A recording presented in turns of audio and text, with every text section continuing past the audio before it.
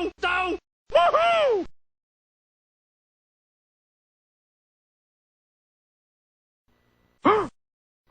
In this chapter, we'll get acquainted with the basic features of Excel 2000 so we are able to work with its tools quickly and efficiently. We'll begin this tutorial at the Windows desktop and open Microsoft Excel. Click the Start button, choose Programs, then select Microsoft Excel. First, we'll take a few moments to familiarize ourselves with the components of the Excel window. Starting at the top of the window is the title bar and menu bar. These basic features look and operate like other Windows applications. For example, if we need to adjust the size of this window, we can use the Restore Maximize control button in the right corner of the title bar.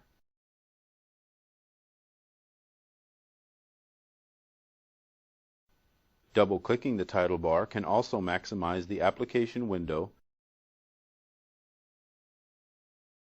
or restore it to a previous size. The title bar also displays the name of the file that is currently being used.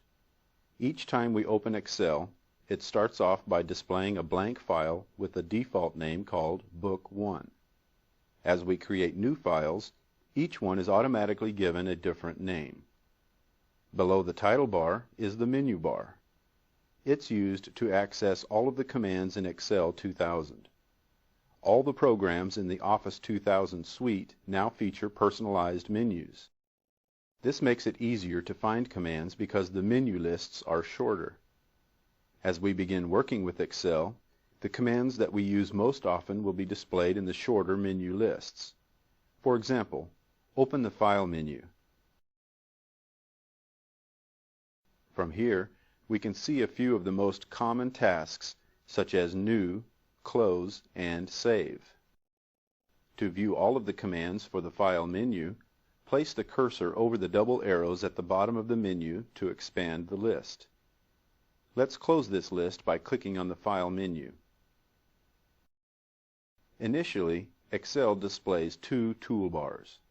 The Standard toolbar is located beneath the menu bar, followed by the Formatting toolbar.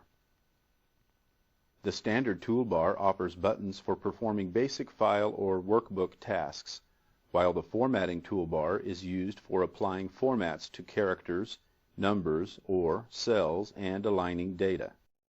We can display or hide any of Excel's built-in toolbars or even customize them to include the buttons that we use most often. For example, move to the far right side of the Standard toolbar and click on the small arrow button.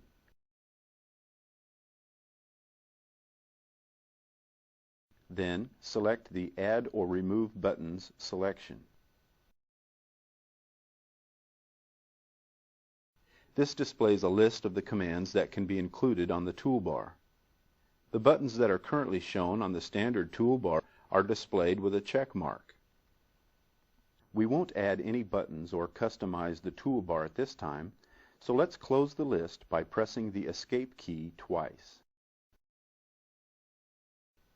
If we want to arrange our workspace, we can drag the toolbars to a different location by clicking on the Move handle that's displayed along the left side of a toolbar.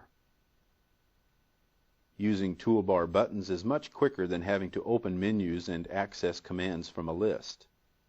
Excel offers many toolbars for all sorts of tasks that can help us speed our work. To see a list of the toolbars that are available in Excel, open the View menu and choose Toolbars. Toolbars that are shown with a check mark are currently displayed on the screen. We can hide or show any of the toolbars that are listed here.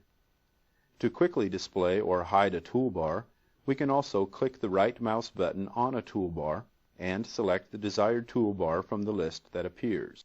Hiding toolbars can be especially helpful if we are working with a very large worksheet and want to increase our workspace. Let's close the toolbar flyout list by pressing the Escape key 3 times.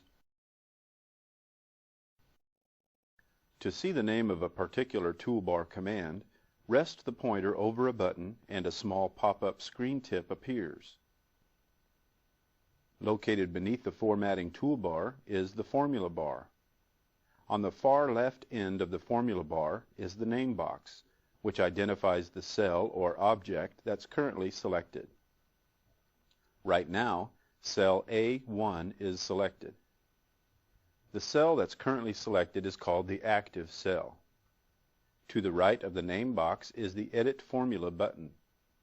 It has an equal sign on the button and can be used to perform calculations in a worksheet. The next part of the formula bar will display the contents of the active cell. From here, we can also enter or edit text, values, and formulas in the cell that's currently selected. For example, type January.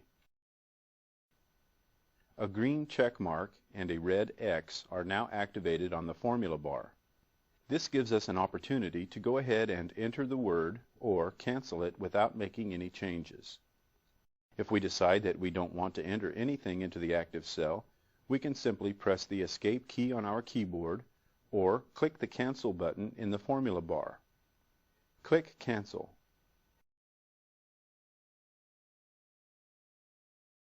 Now retype January, only this time we'll click the green check mark.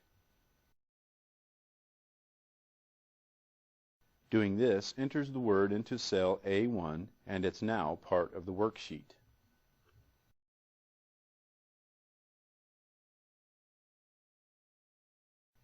Most of the work we do in Excel will be on a worksheet. A worksheet consists of columns and rows that help us enter and organize information. Column headings are displayed above the worksheet and label each column with a letter. Row headings are along the left side of the worksheet and are numbered.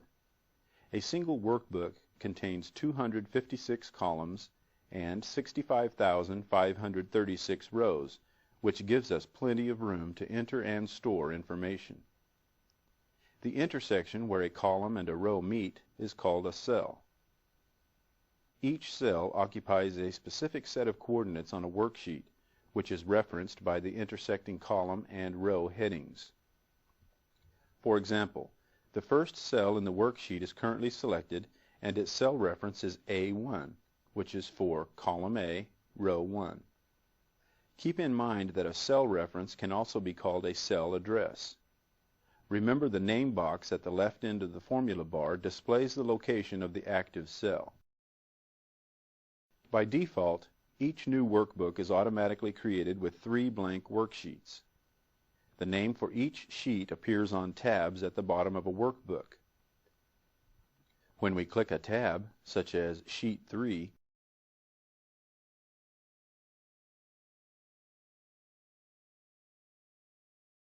that worksheet becomes active.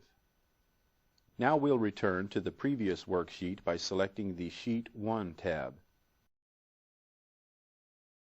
If needed, we can add, delete, move, copy, and rename worksheets.